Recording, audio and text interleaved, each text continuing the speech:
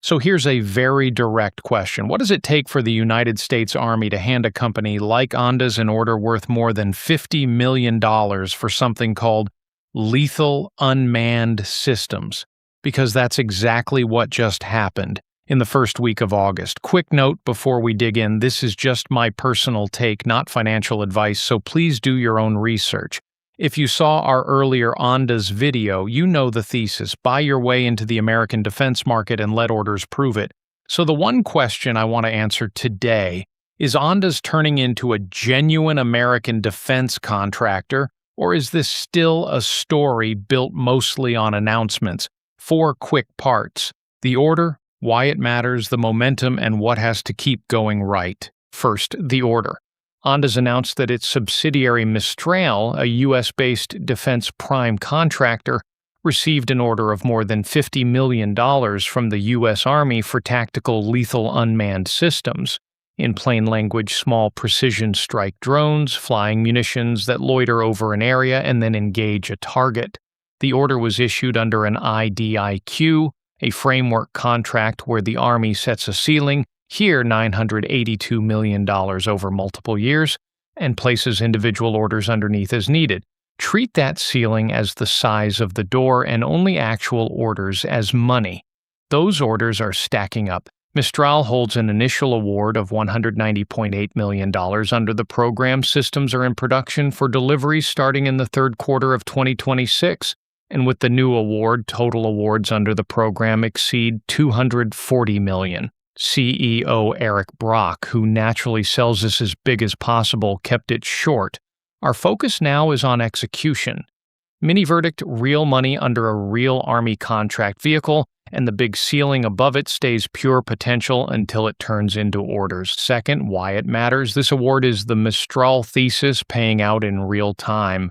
Ondas bought Mistral precisely for prime contractor status, access to established Army contract vehicles and U.S.-based manufacturing, and the new order runs through exactly that access. It also lands in a stack assembled for this market.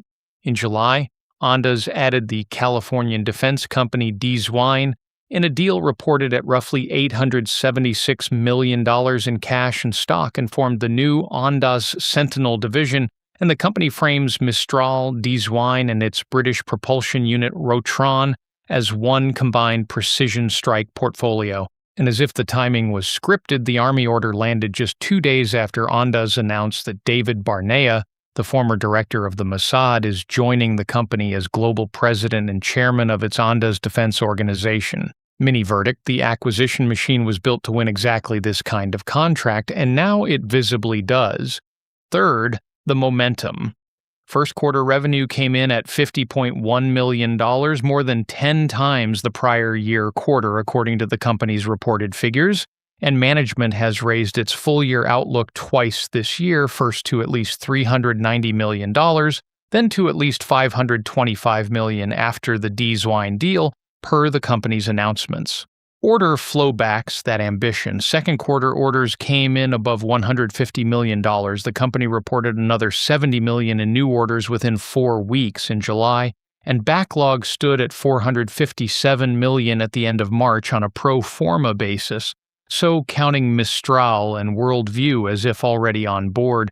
And one precision point: backlog is contracted work, and contracted converts into revenue only over time and only if programs run as planned. Mini verdict: there's real accelerating business here, largely assembled through acquisitions, and the reported numbers now have to grow into the promises. Fourth, what has to keep going right, because a story this hot comes with conditions attached.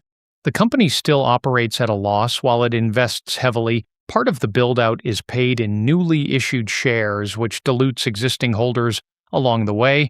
Orders under IDIQ vehicles arrive on the customer's schedule and can pause without warning, and folding Mistral, Worldview, Omnisys, DZY, and the agreed Cyberhawk purchase into one company is a serious integration job.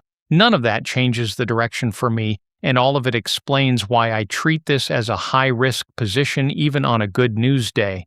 In my opinion, the market is already pricing in clean execution, and a stock riding a strong story is never automatically a good deal. Mini verdict: these risks do not kill the thesis, they set the price of admission. So, the answer to the question from the top: is Ondas turning into a genuine American defense contractor, or is this still a story built mostly on announcements? After this news, it has crossed the line from story to contractor, and it has not yet crossed the line from contractor to proven business. Which is why I stay bullish on Ondas. The customer is the best reference in the industry. The order book gives the coming quarters real substance, and the strategy behind the build-out just delivered its clearest proof so far. What I'll watch from here: the upcoming quarterly report in mid-August and how quickly that backlog turns into actual revenue. And look, I could be wrong about all of this. Maybe order timing turns lumpy. Maybe integration eats more time and money than anyone plans for. The full version of the usual words because they matter.